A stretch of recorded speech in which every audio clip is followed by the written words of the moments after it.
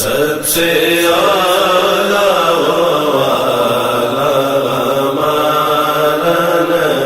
بسم اللہ الرحمن الرحیم الم تر الی الذی حاج ابراہیم فی ربہ ان آتاہ اللہ الملک اذ قال ابراہیم ربی الذی یحیی ویمیت قال انا احیی وامید قال ابراہیم فإن اللہ یأتی بالشمس من المشرق فأت بها من المغرب فبہت الذی کفر واللہ لا یہدی القوم الظالمین۔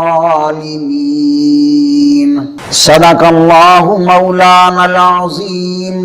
انتہائی واجب الاحترام معززین سامعین کرام، گزشتہ جمعہ سے ہم نے عقائد کے متعلق معروضات شروع کی ہیں۔ آج بھی ہم عقیدہ توحید کے متعلق عرض کریں گے کہ ہم تمام مسلمان اور اہل سنت و جماعت مسلک بریلویہ رب کو ایک مانتے ہیں، تو رب کو ایک ماننے میں ہمارا ایک عقیدہ یہ بھی ہے کہ وہ رب حی ہے۔ حی کا معنی زندہ، وہ ہمارا رب زندہ ہے، خود زندہ ہے اور سب کی زندگی اس کے ہاتھ میں ہے۔ رب کائنات خود تو ذاتی طور پر زندہ ہے، اس کو کسی نے زندہ نہیں کیا، وہ خود زندہ ہے، ذاتی طور پر زندہ ہے، لیکن ہم سب کی زندگی اس کے ہاتھ میں ہے۔ جیسے جب چاہے زندگی بخشے، زندہ کرے، اور جب چاہے موت دے۔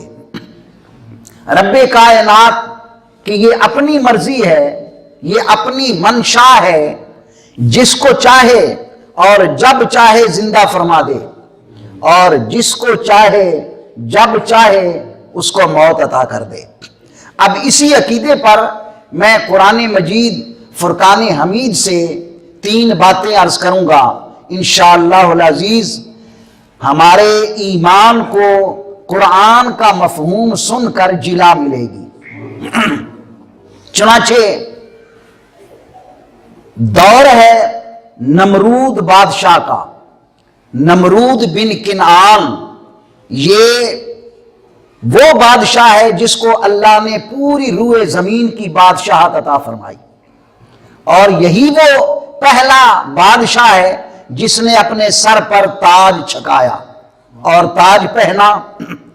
اس کو جب اللہ رب العزت نے تمام روئے زمین کی بادشاہی اور شہنشاہیت عطا فرمائی تو یہ تکبر اور غرور میں آ گیا، بجائے اس کے کہ اللہ کی اطاعت کرتا، اللہ کی عبادت کرتا، اللہ کی شکر گزاری کرتا، اور رب کائنات فرماتا ہے والا ان شکرتم لازیدنکم، اگر تم میرا شکر ادا کرو گے میں تمہیں نعمتیں اور زیادہ عطا کروں گا۔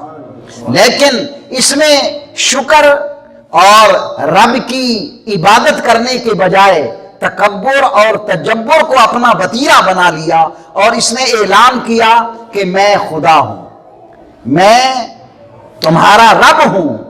تو حضرت سیدنا ابراہیم علیہ نبینا علیہ السلام جو جد الانبیاء ہیں، ہمارے نبی مکرم شفیع معظم صلی اللہ علیہ وسلم کے بھی جد ہیں، اور آپ کی نسل سے بہت انبیاء تشریف لائے۔ تو حضرت ابراہیم علیہ السلام کا دور مقدس تھا، تو آپ نے نمرود سے کہا کہ تم ایک خدا کی عبادت کرو، تم خدا نہیں ہو بلکہ خدا تو ایک ہے، وہ خود بھی زندہ ہے اور جس کو چاہے زندگی عطا کرتا ہے، جس کو چاہے موت عطا کرتا ہے۔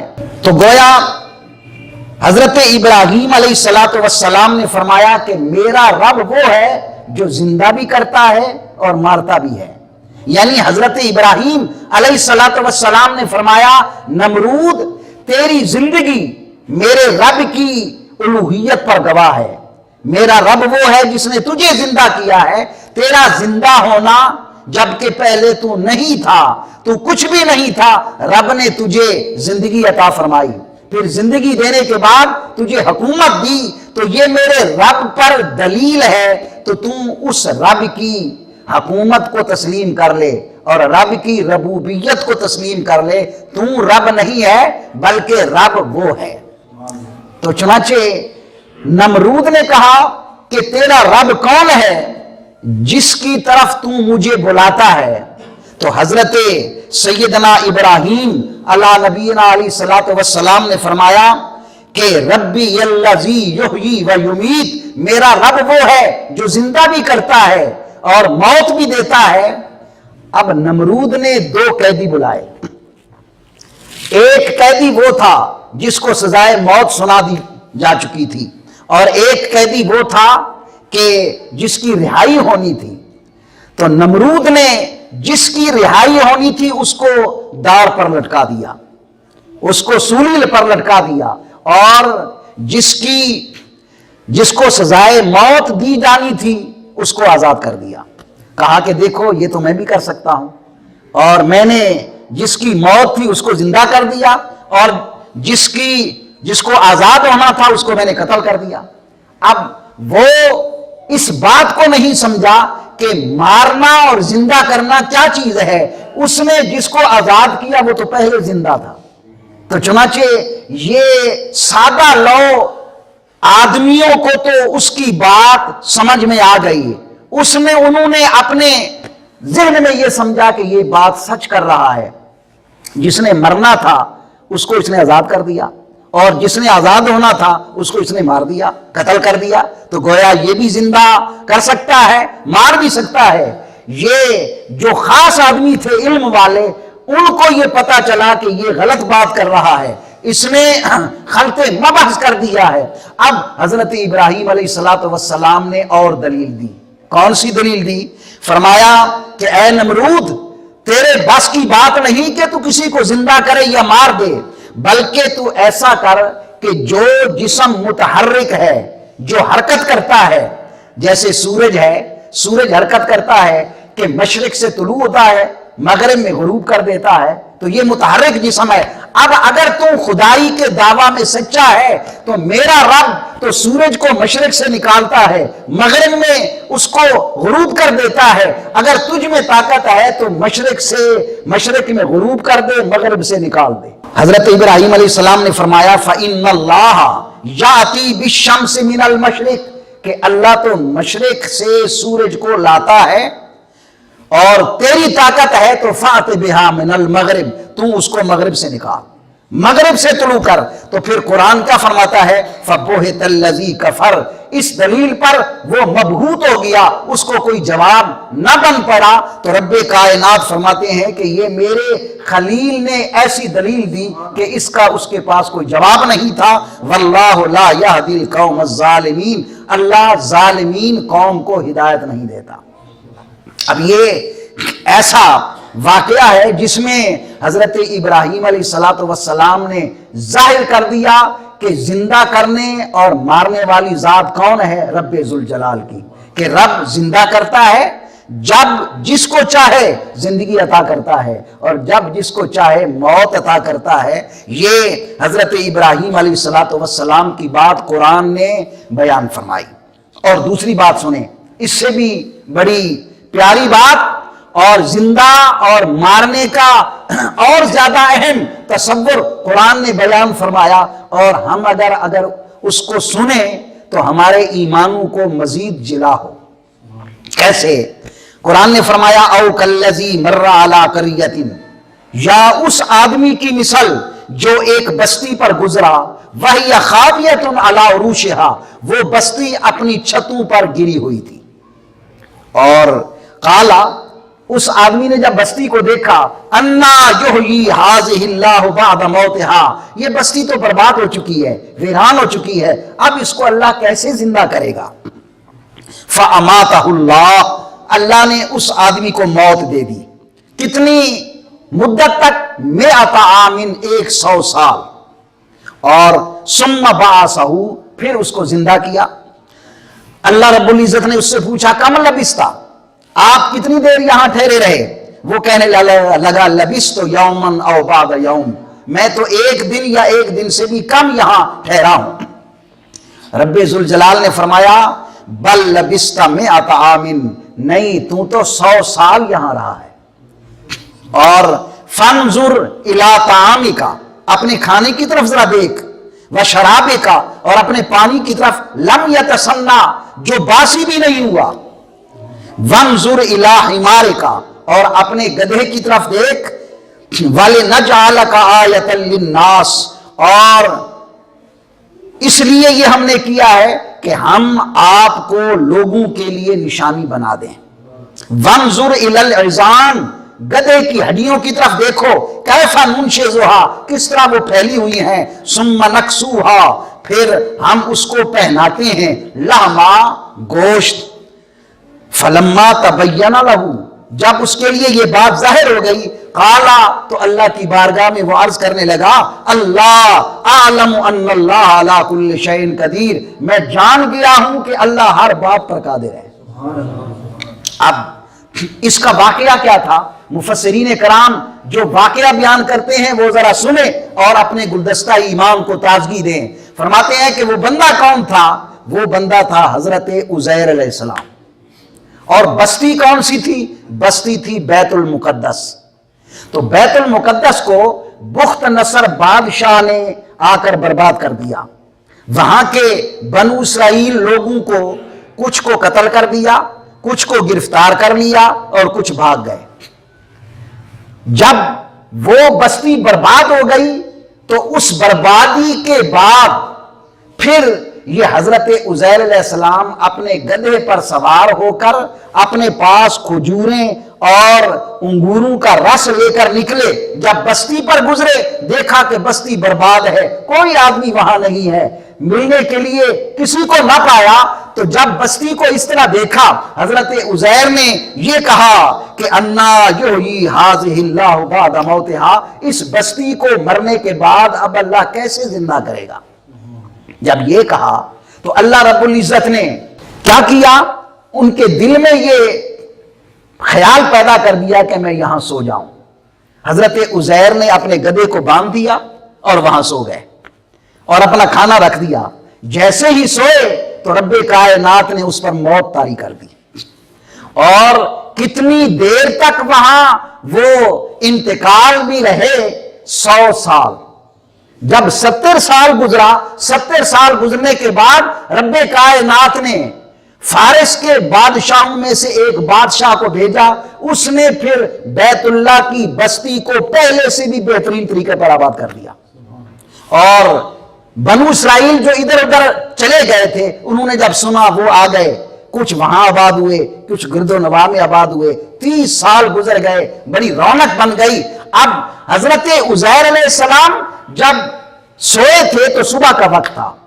جب شام کے وقت رب کائنات نے 100 سال پورے ہو گئے تو حضرت عزیر علیہ السلام کو اللہ نے پھر دوبارہ زندگی دی. کیسے؟ سب سے پہلے جان آنکھوں میں آئی. جب آنکھوں میں جان آئی، دیکھا کہ میرا پورا جسم مردہ ہے، تو پھر آنکھوں سے دیکھتے دیکھتے رب کائنات نے پورے جسم کو زندگی عطا کر دی. جب آپ اٹھ کھڑے ہوئے تو اس وقت اللہ تعالیٰ نے فرمایا اے عزیر بتاؤ تم یہاں کتنی دیر ٹھہرے ہو. تو حضرت عزیر نے یہ سمجھا کہ جس صبح کو میں سویا تھا اسی دن کی یہ شام ہے. تو عرض کرنے لگے یا اللہ شاید ایک دن میں سویا ہوں یا ایک دن سے کم سویا ہوں. تو اللہ رب العزت نے فرمایا نہیں، تو یہاں 100 سال رہا ہے. کتنا عرصہ گزارا ہے؟ 100 سال. اور اب اس کی نشانی دیکھ کہ دیکھ اپنے کھانے کی طرف کہ تیرا کھانا کیا تھا؟ کھجور. برتن میں، ایک برتن میں کھجوریں تھی اور دوسرے برتن میں ایک پیالہ انگوروں کا رس تھا. ذرا اس کو دیکھو، 100 سال گزرنے کے باوجود یہ باسی نہیں ہوا. لم یتسنہ. تو رب کائنات اس بات پر بھی قادر ہے کہ ایک کھانا 100 سال پڑا رہے وہ باسی بھی نہ ہو، اس میں بو بھی نہ آئے. اور پھر رب کائنات نے فرمایا ذرا اپنی سواری کو دیکھ، گدھے کو دیکھ، تیرے گدھا جو ہے وہ کیا ہے، مر چکا ہے۔ حضرت عزیر علیہ السلام نے دیکھا کہ گدھا گل سڑ گیا ہے، ہڈیاں سفید ہو چکی ہیں، گوشت ختم ہو چکا ہے۔ رب کائنات نے آپ کے سامنے حکم دیا گدھے کو، گدھے کی ہڈیاں جمع ہو گئیں، ان ہڈیوں پہ گوشت چڑھنے لگ گیا۔ گوشت چڑھنے کے بعد پھر وہ اس میں روح پھونکی گئی، جب روح اس میں آ گئی گدھا کھڑا ہوا تو اس نے آواز نکالی، گدھا پھر سے زندہ ہو گیا۔ اب حضرت عزیر علیہ السلام اپنی سواری پر سوار ہو کر اپنے محلے کو چل نکلے، تو 100 سال گزر چکا تھا، اپنا محلہ تلاش کرتے کرتے ایک مکان پر پہنچے، ان کو شک ہوا کہ یہی مکان میرا تھا، تو کیا دیکھا کہ وہاں ایک انتہائی بوڑھی جو پاؤں سے رہ چکی ہے، آنکھوں سے نابینی ہے، ایک عورت بیٹھی ہے۔ آپ نے فرمایا کہ یہ مکان عزیر کا ہے؟ تو وہ عورت کون تھی؟ حضرت عزیر علیہ السلام کی گھر کی کنیز تھی، لونڈی تھی۔ تو وہ رونے لگی، کہنے لگی ہاں مکان تو یہ حضرت عزیر کا ہے، لیکن حضرت عزیر کو تو 100 سال ہو گئے، گم ہو گیا، مفقود ہو گیا۔ آپ نے فرمایا میں عزیر ہوں۔ کہنے لگی نہیں نہیں، میں تو نہیں مانتی کہ تم عزیر ہو، 100 سال ہو گیا ہے ان کو گم ہوئے وہ کیسے آ سکتے ہیں؟ انہوں نے کہا میں 100 سال تک اللہ نے مجھے موت دی، اب مجھے رب نے زندہ کیا ہے اور اب میں آیا ہوں۔ تو وہ کہنے لگی کہ عزیر علیہ السلام تو وہ تھے جو مستجاب الدعوات تھے، جو دعا کرتے تھے قبول ہوتی تھی، اب آپ ذرا دعا کریں اللہ مجھے آنکھیں دے، میں تمہیں دیکھوں اور پہچانوں۔ حضرت عزیر علیہ السلام نے دعا کی، اللہ نے اس کی آنکھوں میں بینائی عطا کر دی۔ ارے وہ لوگ ذرا دیکھیں تفسیروں کی اس بات کو جو کہتے ہیں جس کا نام محمد اور علی ہے وہ کچھ نہیں کر سکتے، یہ تو میرے مصطفیٰ کے خادم ہے۔ حضرت عزیر دعا مانگی اور کتنی نابینی بوڑھی کی آنکھوں میں بینائی آ گئی۔ جب بینائی آ گئی دیکھا اور کہنے لگی کہ میں گواہی دیتی ہوں کہ تم عزیر ہو۔ پھر حضرت عزیر علیہ السلام نے فرمایا میرا ہاتھ پکڑو، ہاتھ پکڑ کر کھڑا کر دیا، پاؤں بھی ٹھیک ہو گئے۔ اب وہ بوڑھی حضرت عزیر علیہ السلام کو لے کر اس محلہ میں گئی جہاں بنو اسرائیل رہتے تھے، اور ایک محفل میں گئی۔ اس محفل میں حضرت عزیر علیہ السلام کے بیٹے بھی تھے جن کی عمر 118 سال ہو چکی تھی، اور آپ کے پوتے بھی وہاں تھے، وہ بھی بوڑھے ہو چکے تھے۔ چنانچہ اس بوڑھی عورت نے کہا کہ بھائی نوارا کو تم کو حضرت عزیر آ چکے ہیں۔ وہ کہنے لگے کہ تم جھوٹ بولتی ہو، حضرت عزیر کیسے آ سکتے ہیں؟ کہنے لگی کہ نہیں حضرت عزیر ہیں۔ تو لوگ آپ کی طرف آئے اور آپ کا بیٹا کہنے لگا کہ میرا باپ تو وہ تھا کہ جس کی ایک نشانی تھی۔ کیا نشانی تھی؟ میں قربان جاؤں اپنے مصطفیٰ کریم کی ذات مقدس پر، میرے مصطفیٰ صلی اللہ علیہ وسلم کی پیٹھ میں 2 شانوں کے درمیان مہر نبوت تھی۔ وہ کہنے لگا کہ میرا باپ عزیر وہ تھا جس کے شانوں کے درمیان بال اس طرح تھے جیسے ہلال ہوتا ہے پہلی رات کا چاند۔ تو حضرت عزیر کے کپڑا اٹھا کر جب دیکھا گیا تو واقعی اسی طرح کے بال موجود تھے، اور حضرت عزیر علیہ السلام وہاں بیٹھے تو اس وقت کوئی تورات پڑھنے والا نہیں تھا، تورات مفقود ہو چکی تھی، لوگوں نے تورات بخت نصر کے خوف سے دفن کر دی تھی۔ حضرت عزیر نے پوری تورات زبانی سنا دی۔ ایک مرد نے کہا کہ میرے باپ نے مجھے بتایا تھا، بخت نصر نے جب ہمیں گرفتار کیا تھا ہم نے تورات کو فلاں جگہ دفن کیا تھا، میں وہ جگہ جانتا ہوں، میں وہاں سے جا کر تورات نکال لاتا ہوں اور دیکھتا ہوں کہ آپ نے جو سنائی ہے اس کے برابر ہے، تو وہ جگہ تلاش کر کے وہ تورات کا نسخہ نکال کر لایا، پھر حضرت عزیر سے سنا، ایک حرف کی بھی کم و بیشی نہ آئی۔ حضرت عزیر علیہ السلام نے وہ سنا دی، تو حضرت عزیر علیہ السلام نے فرمایا کہ مجھے رب نے 100 سال مارے رکھا، موت دی، اب مجھے زندہ کیا۔ اسی لیے مفسرین کرام ایک سوال بھی اور ایک پہیلی بھی بتاتے ہیں، وہ کیا کہ بھائی بتاؤ 2 بھائی ہیں، دو بھائی ہیں جو پیدا بھی ایک دن ہوئے، انتقال بھی ان کا ایک ہی دن ہوا، لیکن ایک کی عمر 100 سال ہے، ایک کی عمر 200 سال ہے۔ وہ کون ہیں؟ وہ حضرت عزیر علیہ السلام اور ان کے بھائی حضرت عزیز علیہ السلام۔ یہ دونوں بھائی ہیں، ایک ہی دن پیدا ہوئے، ایک ہی دن انتقال ہوا، لیکن حضرت عزیز وہ 200 سال تک زندہ رہے، ان کی عمر 200 سال، یہ 100 سال تک مردہ رہے، ان کی عمر 100 سال۔